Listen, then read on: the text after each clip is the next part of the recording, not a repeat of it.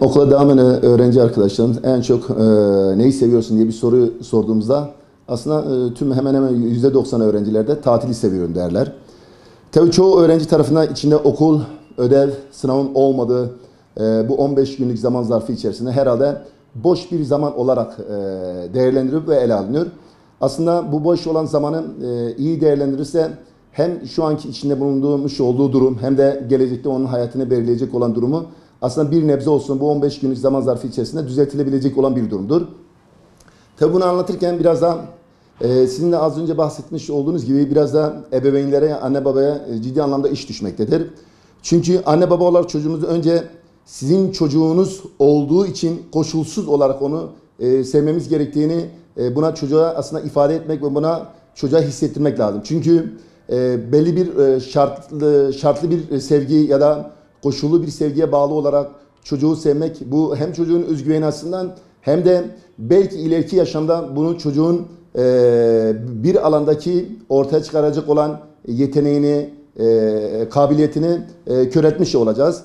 Bu konuda eğer anne baba çocuğun kendi çocuğunun yeteneği ve kabiliyetinin farkına varırsa aslında çocuğa bunu hissettirip bu kabiliyet ve yetenek doğrultusunda aslında çocuğunun gelişimine katkı sağlayabilir. Şimdi siz de biliyorsunuz karne aldığımızda özellikle ebeveynlerin ders notu ya da karne notu düşükse çocuğa karşı şöyle bir ön yargı özellikle toplumda yaygın olan bir ön yargıdır. Hem işte falan kezin çocuğu, falan kezin çocuğu, komşunun çocuğu ders durumu iyidir, seninki neden kötüdür? Ya da kendi sevgisinin karne endeksi ya da akademik başarı endeksi olarak vermeye çalıştığında çocukta ciddi anlamda bir özgüven kaybı olur. Belki çocuğun karnesi kötü olabilir ama farklı bir yeteneği ya da kabiliyeti olabilir. Anne babanın bu 15 tatil süreç içerisinde çocuğun karnesinde eksikler varsa aslında çocuğa olumlu pekiştirecek ya da olumlu cümleler kurarak aslında çocuğun ikinci döneme daha iyi hazırlayabilir. Örneğin işte çocuğum sen A, B, C dersinde düşük aldın. İkinci dönem eminim bunun daha iyi düzeltebilirsiniz. Yapabileceğine inanıyorum gibi cümleler kurarak aslında çocuğu ikinci dönem daha iyi hazırlayabiliriz.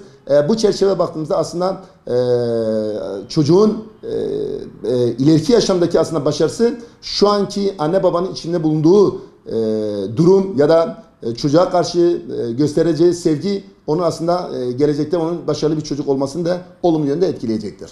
Genel öneriler ne olabilir? Özellikle çocuğun bu 15 tatil zaman zarfı içerisinde aslında 4-5 başlık altında şöyle toplayabilir. Bir, plan yapmak. Çocuğun 15 günlük içerisinde belli bir program neler ne kadar neyi nerede eksik olduğunu belli bir plan dahilinde yaparak aslında değerlendirebilmek. İkincisi dersi bırakmamak. Yani az önce de belirtilmiş olduğumuz gibi aslında çocuğun 15 günlük zaman zarfı boş vakit olarak değil de eksik olduğu dersleri nasıl telafi edebilirim mantığından hareketle aslında bunun çalışıp bunu düzeltebileceği kanaati içerisinde olmalı. Üçüncüsü kitap okumak. Çünkü kitap okumak siz de bilirsiniz ki çocuğun kabiliyetini, yeteneğini, fikir üretme becerisini, soyut düşünebilme gibi becerisini ve okuldaki derse ciddi anlamda olumlu katkı sağlayacağına kitap okuyarak aslında bunu düzeltebileceğine inanmak lazım. Dördüncüsü aileyle iyi vakit geçirmek.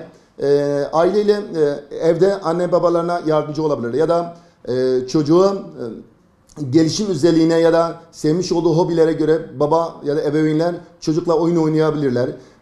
Ya da bununla beraber çocuğun kültürel faaliyetler, sosyal etkinlikler bu tür kategorilerde çocuğun aslında bu zaman 15 günlük zaman içerisinde belki yıl içerisinde yapamadığı birçok etkinliği aslında bu 15 günlük zaman zarfı içerisinde değerlendirilebilir. Biz buna hani genel öneriler olarak adı altında biz bunu velilere ya da öğrencilere söylüyoruz.